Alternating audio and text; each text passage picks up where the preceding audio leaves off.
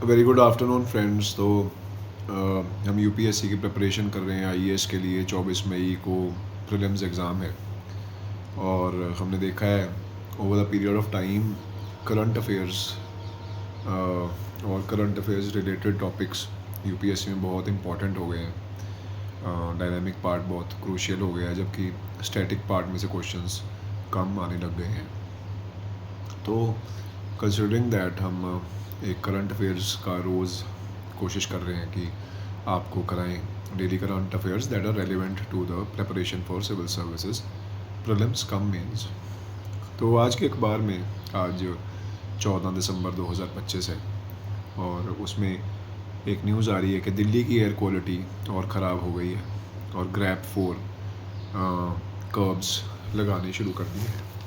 तो इसमें ध्यान देने वाली बात क्या है कि जो दिल्ली का AQI है यानी कि एयर क्वालिटी इंडेक्स वो 450 के पार चला गया है, जिसकी वजह से air quality management commission for air quality management ने stage 4 graded response action plan graded response action plan NCR में नेशनल कैपिटल रीजन में लगा दिया है। तो किसने लगाया है?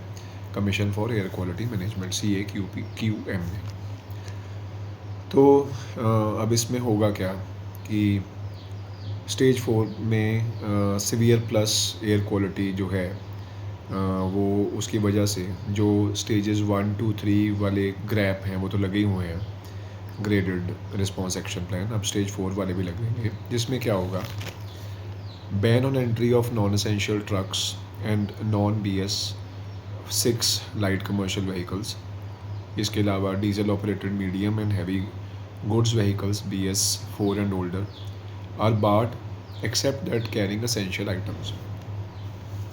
कंस्ट्रक्शन और डिमोलिशन एक्टिविटीज़ जो पब्लिक इंफ्रास्ट्रक्चर प्रोजेक्ट्स की है, जैसे कि सड़कें बनाना, हाईवेज, फ्लाईओवर्स, पावर लाइंस को सस्पेंड कर दिया गया है।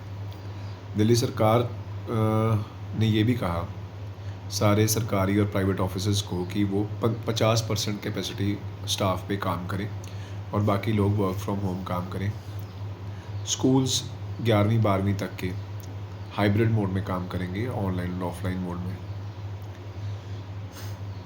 तो ये सारा कुछ है इससे रिलेटेड।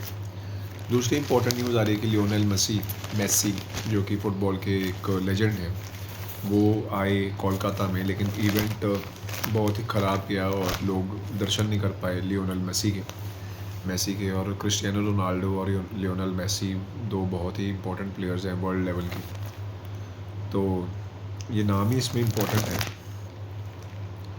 और तीसरी इंपॉर्टेंट न्यूज़ जो आ रही है हमारे पास वो है राजकुमार गोयल नए चीफ इंफॉर्मेशन कमिश्नर बन गए हैं।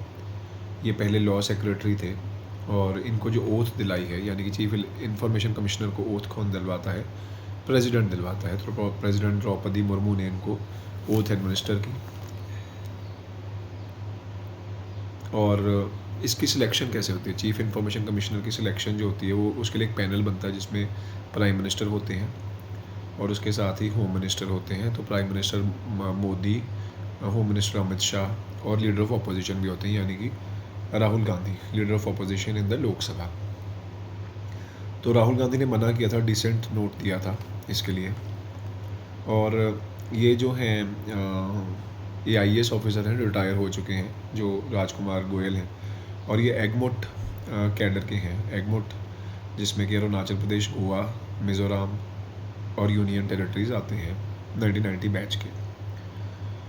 और तो ये रिटायर हुए, सुपर एन्यूएटेड हुए as secretary from department of justice.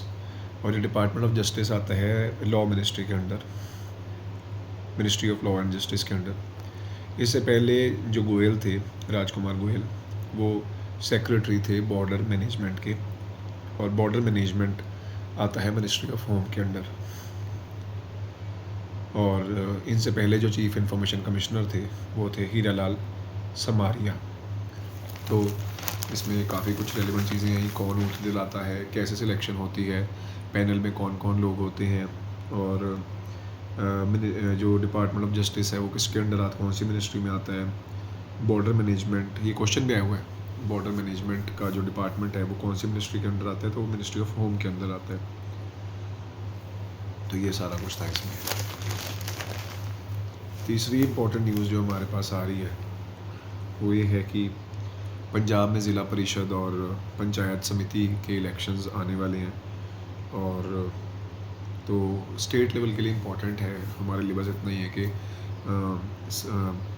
Panchayat समिति के पोल्स और ज़िला परिषद के पोल्स होने वाले हैं, और 14 महीनों बाद विधानसभा के भी इलेक्शन होने वाले हैं, इसलिए ये वाले इलेक्शंस बहुत ही क्रूशियल है। तो जितनी भी पार्टीज़ हैं, आम आदमी पार्टी जो कि आज की डेट में रूल करती है पंजाब में, उसके अलावा कांग्रेस, श्रोमणी अकाली दल, बीजेपी, ये सारी पार्टीज़ कंटेस्ट कर रही हैं। और आईएमए जो इंडियन मिलिट्री एकेडमी से ऑफिसर्स कमीशन हो गए कल, 525 ऑफिसर्स, तो ये देहरादून में है। इसमें इतना इम्पोर्टेंट है बस। और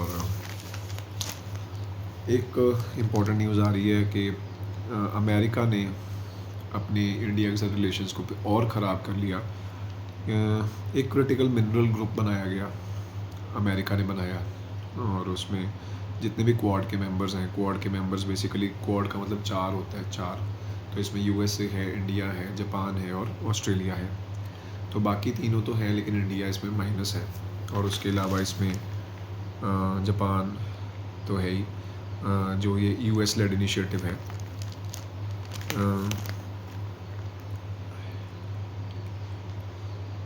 तो US has announced a new high technology and supply chain initiative जिसका नाम है पैक्स सिलिका। और पैक्स सिलिका से इंडिया बाहर है। इसमें कौन कौन है? USA, Japan, south Korea, Singapore, the Netherlands, United kingdom, Israel, UAE, Australia. Describes as a secure, resilient and innovation-driven global silicon and artificial intelligence supply chain। तो silicon और आर्टिफिशियल इंटेलिजेंस सप्लाई चेन की बात इसमें हो रही है, और India से बाहर।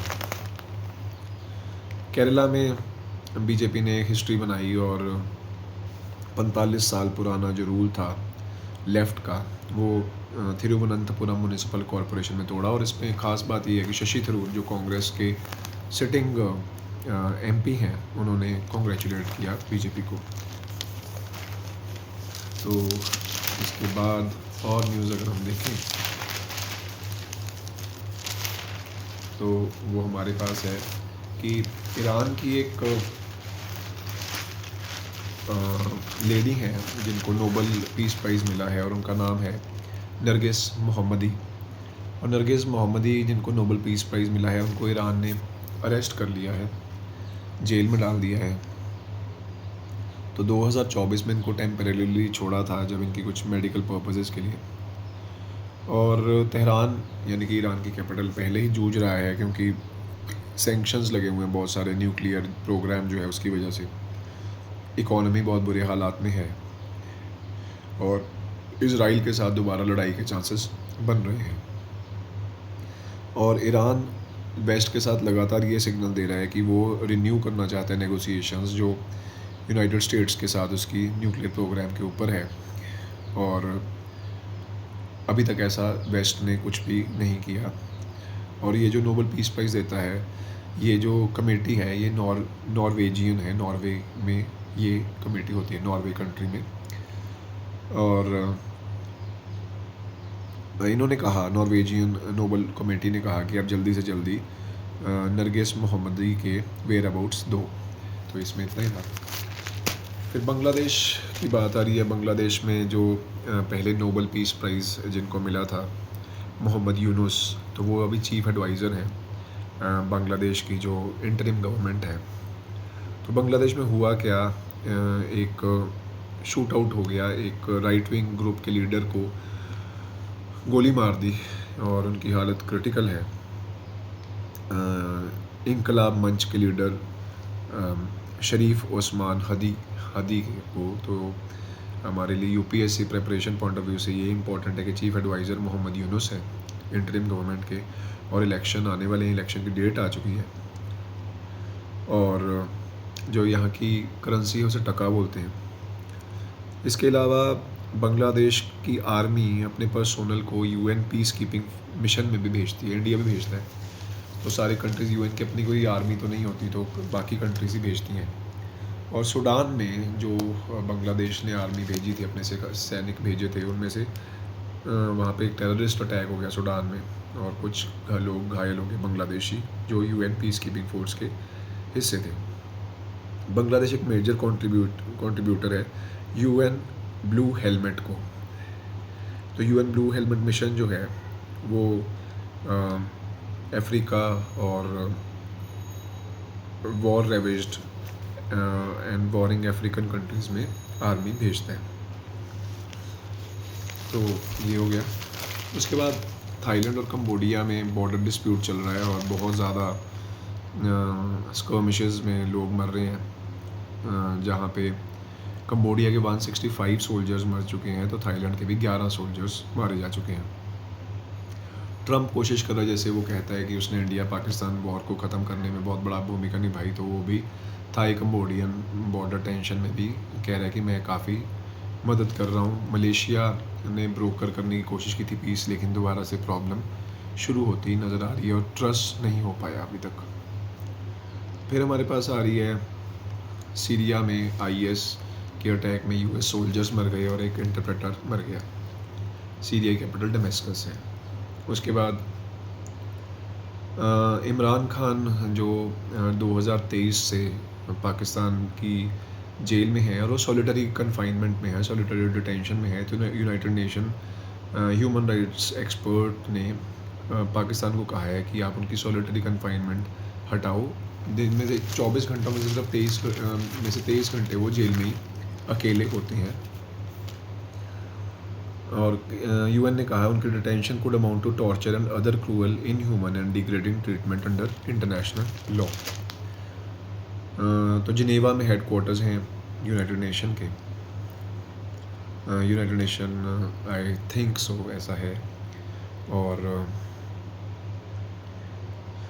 जेल में रखने को इनकार्सरेशन भी कहते हैं, तो 2023 से वो इनकार्सरेटेड हैं। फिर जो पाकिस्तान के डिफेंस फोर्सेस के फील्ड मार्शल हैं, जिनका नाम है आसिम मुनीर, उन्होंने कहा कि वो रेडी हैं किसी भी एक्सटर्नल थ्रेट के लिए, जैसे कि hostile hybrid campaigns, extremist ideologies. तो ये जो टर्म्स होती हैं बड़ी, आप मेंस के पॉइंट ऑफ व्यू से, हाइब्रिड कैंपेन्स है ना, hostile hybrid campaigns and extremist ideologies के लिए हम तैयार हैं, Asim Munir chief of defence forces ने कहा। तो इसके अलावा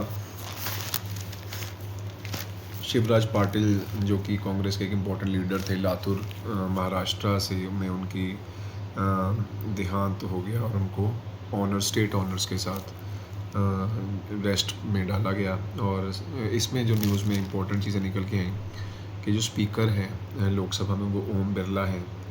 कांग्रेस के जो प्रेसिडेंट हैं, कांग्रेस पार्टी के जो प्रेसिडेंट हैं, उनका नाम मल्लिकार्जुन खड़गे है।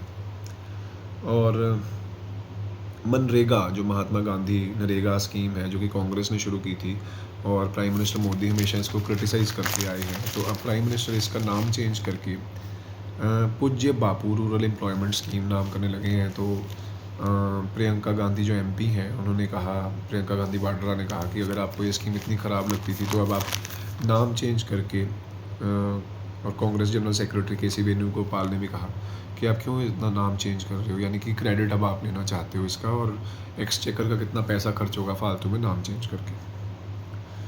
और कांग्रेस एक रैली होल्ड करेगी वोट थेफ्ट को लेकर रामलीला मैदान दिल्ली में, तो सर करके स्पेशल इंटेंसिव रिवीजन जो पहले बिहार पॉल्स के रिगार्डिंग हुई थी और ऑल ओवर इंडिया हो रहा है, उसके रिगार्डिंग ये सब हो रहे हैं। अब अमित शाह जो कि होम मिनिस्टर हैं, उन्होंने कहा कि बस्तर जो छत्तीसगढ़ में एक लेफ़्ट विंग एक्सट्रीमिज़म, नक्सलवाद का गढ़ माना जाता है, उसको कह रहे हैं कि हम बिल्कुल परिवर्तित कर देंगे, ट्रांसफॉर्म कर देंगे, the most developed tribal division बना देंगे कंट्री का अगले 5 सालों में। और बस्तर ओलंपिक्स भी हुए हैं, ये हमें देखना पड़ेगा बस्तर ओलंपिक्स क्या है, जगदलपुर छत्तीसगढ़ में हुए। और 31 मार्च 2026 तक अमित शाह कह रहे हैं कि हम नक्सलिज़म को पूरी तरह से ख़त्म कर देंगे इंडिया से, और रेड टेरर बिल्कुल यहाँ से ख़त्म हो जाएगा छत्तीसगढ़ से, और नक्सल फ्री बस्तर बन जाएगा। जो 7 ज़िले हैं बस्तर डिवीज़न में, जिनमें कंकेर, कोंडागांव, बस्तर, सुकमा, बीजापुर, नारायणपुर और दांतेवाड़ा इनको most developed tribal regions of India 2030 तक, दिसंबर 2030 तक बना दिया जाएगा।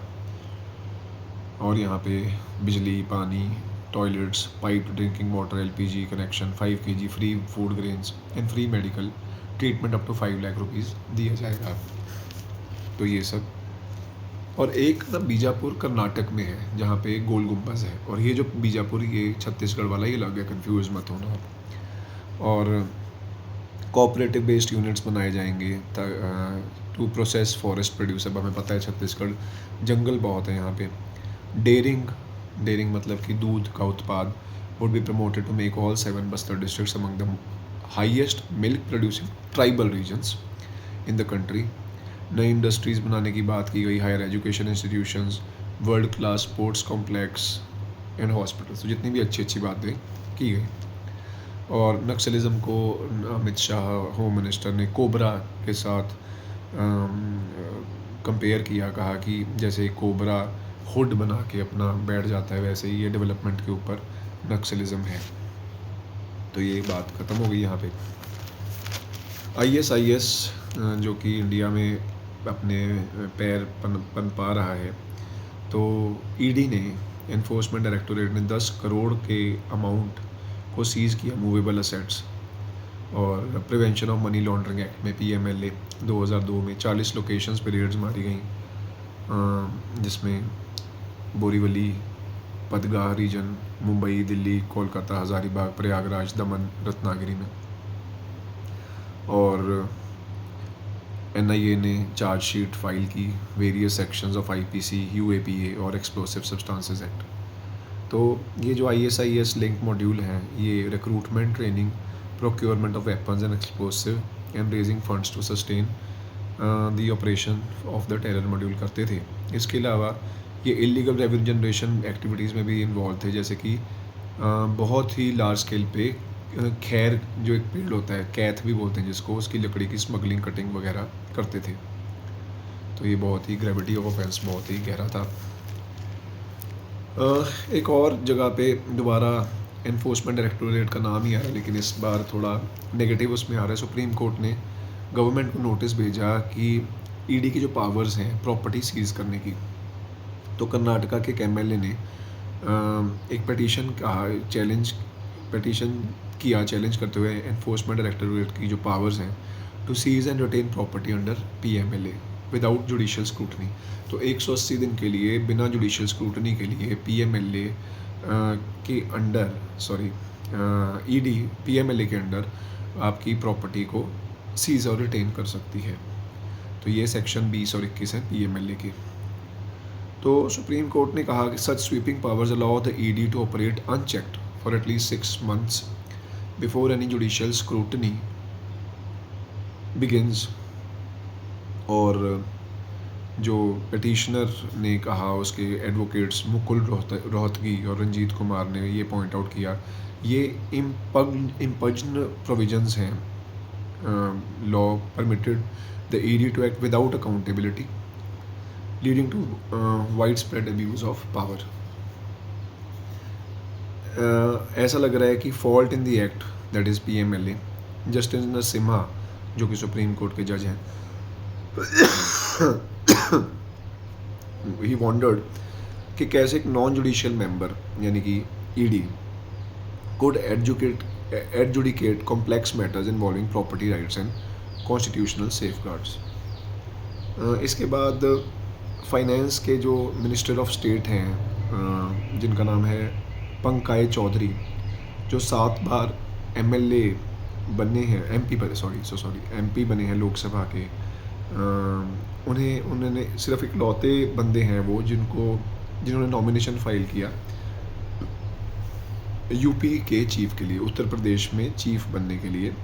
पंकज चौधरी, मैंने नाम गलत लिया, पंकज चौधरी नाम है इनका। ये पहले फॉर्मर यूनियन मिनिस्टर हैं और BJP स्टेट इलेक्शन ऑफिसर। तो दोबारा रिपीट कर रहा हूँ मैं, पंकज चौधरी जो फाइनेंस मिनिस्टर ऑफ स्टेट हैं वो बीजेपी के यूपी चीफ नियुक्त हो जाएंगे, क्योंकि और किसी ने अपना नाम ही नहीं, नॉमिनेशन दी ही नहीं, और ये 7 बार एमपी रह चुके हैं लगातार का, आई एम नॉट श्योर।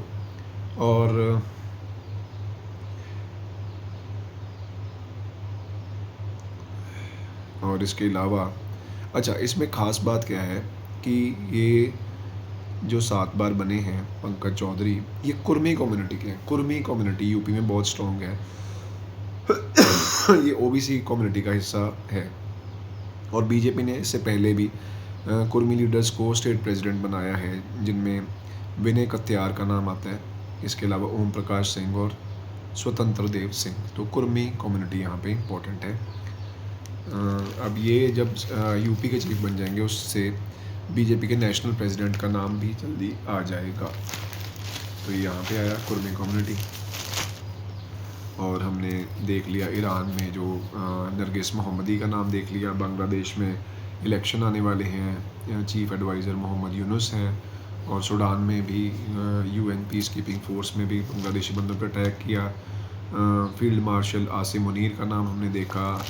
और उसके अलावा हमने देखा कि जो इमरान खान है उन्हें सॉलिटरी डिटेंशन में रखा हुआ है। और ईडी की रेड्स देखी ISIS इंडिया में, और SC का नोटिस भी देखा ईडी को कि आप कैसे लोगों की प्रॉपर्टी को सीज कर सकते हो। और मनरेगा के बारे में देखा कि उसका नाम पूज्य बापू स्कीम करने की बात चल रही है। और इसके अलावा आज के अखबार में है कि एक बड़ी इंपॉर्टेंट न्यूज़ कि इंडिया जो है वो सिर्फ 3% अपनी पावर जनरेट करता है न्यूक्लियर पावर से, जबकि फ्रांस जैसे कंट्री 67% अपनी पावर न्यूक्लियर से करते हैं। तो बहुत बड़ा गैप है। तो एक पार्लियामेंट्री पैनल ने ये फाइंडिंग की है, और कमेटी में को जो हेड कर रहे थे भुवनेश्वर कलिता हैं। इंपॉर्टेंट नहीं है, इंपॉर्टेंट यही है कि इंडिया 3% यूज़ करता है। क्यों? उसका कारण ये है कि committee noted that despite rigorous technical scrutiny and approval of research development projects at Bhabha Atomic Research Center, तो भाभा Atomic Research Center ये सारा कुछ देखता है। Annual budgetary allocations often fall short, तो बजट प्रॉपर नहीं मिल रहा। Adversely affecting long-term basic research that underpins advanced technological development, तो इंडिया में रिसर्च पे पैसा खर्च नहीं होता, ये हमेशा से हमारी प्रॉब्लम एरिया रहा है। तो पार्लियामेंट्री स्टैंडिंग कमेटी ने कहा कि जैतापुर और कोवाडा न्यूक्लियर पावर प्रोजेक्ट 2010 से ओके हो चुके हैं, अनाउंस किए जा चुके हैं, लेकिन अब तक ये मटेरियलाइज नहीं हो, 15 साल हो गए। तो कमेटी ने ये भी कहा कि ये जो प्रोजेक्ट्स हैं बहुत क्रूशियल हैं, ताकि हम अपने जो हमारा नेशनल टारगेट है 100 गीगावाट्स का न्यूक्लियर कैपेसिटी, 2047 तक हमने 100 गीगावाट न्यूक्लियर पावर जनरेट करनी है। तो अगर हमें ऐसा करना है तो हमें जल्दी कुछ करना पड़ेगा, और हमें कम से कम 10% तक तो आए मीडियम टर्म में। ये डिपार्टमेंट ऑफ एटॉमिक एनर्जी क्या करे, एक clear time bound road map बनाए। तो कौन सारा देखता है? एक यहाँ पे हमने 2 नाम देखे, भाभा एटॉमिक रिसर्च सेंटर और दूसरा department of atomic energy. It also pointed out कि financial and administrative constraints impeding the smooth functioning of BARC and other R&D institutions। तो BARC क्या है? भाभा एटॉमिक रिसर्च सेंटर जो है वो एक R&D इंस्टीट्यूशन है एटॉमिक एनर्जी के लिए। ये सारे किसके अंडर आते हैं? बार्क और बाकी के R&D institutions department of atomic energy के अंडर आते हैं, DAE के अंडर। तो हमें क्लियर हो गया। तो बार्क और बाकी R&D इंस्टीट्यूशंस DAE ऊपर है, वो सरकारी चीज़ है। अब वो ये कह रहे हैं ऐसा क्यों हो रहा है कि जो फंडिंग दी जाती है ऐसे इंस्टीट्यूशंस को, वो आपके पास्ट रिकॉर्ड्स पे पैटर्न्स के ऊपर दी जाती है, जबकि actual scientific requirements of ongoing और फ्यूचर रिसर्च एडवर्सली अफेक्टेड। तो एक्चुअल साइंटिस्ट को आप पास्ट रिकॉर्ड से कंपेयर नहीं कर सकते। आज साइंटिस्ट को पैसा चाहिए तो चाहिए, उनका कोई वो नहीं है कि आउटपुट कितनी दे रहे हैं, ऐसी बात निकल के आ रही है। तो यूनियन मिनिस्टर जितेंद्र सिंह हैं जो इससे रिलेटेड हैं, उन्होंने पार्लियामेंट को इन्फॉर्म किया कि हमारी न्यूक्लियर कैपेसिटी 3.1% या 3% है 2024-25 में। तो हमारा रेड टेपिज्म के अलावा और क्या कारण है? लिमिटेड अवेलेबिलिटी ऑफ रिसोर्सेज, हमें पता है कि हमारे पास यूरेनियम तो है नहीं, यूरेनियम भी हम लेके ही आएंगे। और इंटरनेशनल एम्बार्गो, जैसे कि दूसरे कंट्रीज़ पे भी जिससे सामान लेना है, या फिर जैसे अमेरिका ने, अब हमारे पास रशिया के साथ जो रिलेशन है उस वजह से अमेरिका हम पे भी एम्बार्गो होता है कि आप सैंक्शंस लगे हुए हैं। तो ये हो गया। अब इंडिगो ने थोड़ा बहुत अपनी फ़्लाइट्स को थोड़ा ठीक किया है, हमने देखा था। और उसके अलावा 2001 में पार्लियामेंट में अटैक हो गया था, और उसके लिए पुष्पांजलि, एक श्रद्धांजलि दी गई है उन मार्टियर्स को जो वहाँ पे गार्ड कर रहे थे पार्लियामेंट को। अंदर सेशन चल रहा था, if I am not wrong, उस दौरान। तो उस बात को काफ़ी टाइम हो गया, तो बहुत लोगों ने श्रद्धांजलि दी वहाँ जाके।